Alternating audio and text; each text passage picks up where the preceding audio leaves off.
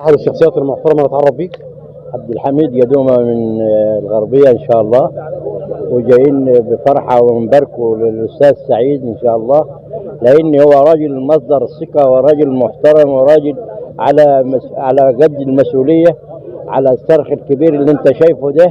ونقول له ألف ألف مبروك، وربنا يتمم عليه بخير، وجناله من الغربية علشان نباركوا له ونقول له ألف ألف مبروك، والخالد ابنه ألف ألف مبروك. ربنا يبارك فيك يا رب. وانا بقول له مبروك المهندس سعيد ابو المجد، مبروك على حب الناس، مبروك على حسن الخلق. احنا شايفين النهارده شتى محافظات مصر كلها النهارده موجوده، النهارده جايه تهني وتباري المهندس سعيد ابو المجد. بقول له هنيئا لك يا باشمهندس، هنيئا لك يا باشمهندس، هنيئا لك يا باشمهندس سعيد ابو المجد. اعزائي المشاهدين، مشاهدينا الكرام، مشاهدينا قناه الحدث الاقليمي لايف، اهلا ومرحبا بكم.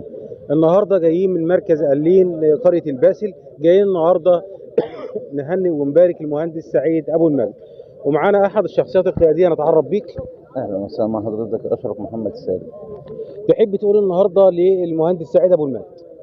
بقول له طبعا الف الف مبروك، وطبعا الباشمهندس سعيد من الشخصيات المحترمه والاجتماعيه في محافظه كفر الشيخ بالكامل، وله علاقات قويه جدا بالناس، لانه من الشخصيات المحبوبه وله علاقات من زمان واجتماعيا من فتره كبيره. وبنبارك له للاستاذ خالد ابنه الف الف الف مبارك له، وربنا يتمم على خير.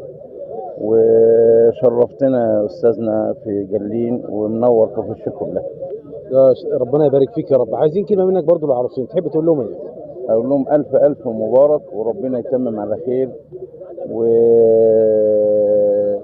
ده دليل على حب الناس، وجود الناس كلها في مركز جليل ومحافظات اخرى. على فكره احنا من محافظه الغربيه، احنا فعلا شايفين كل محافظات مصر موجوده معانا يعني النهارده. انا مش من كفر الشيخ، بس شغال في محافظه كفر الشيخ، وجاي له من محافظه الغربيه، لان هو علاقاته ممتده لكل محافظات مصر، وهو من الشخصيات المحترمه والمحببه عند الناس كلها طبعا. والف الف مليون مبارك له وللعروسين، وربنا يتمم لهم على خير ان شاء الله. يا رب. شكرا.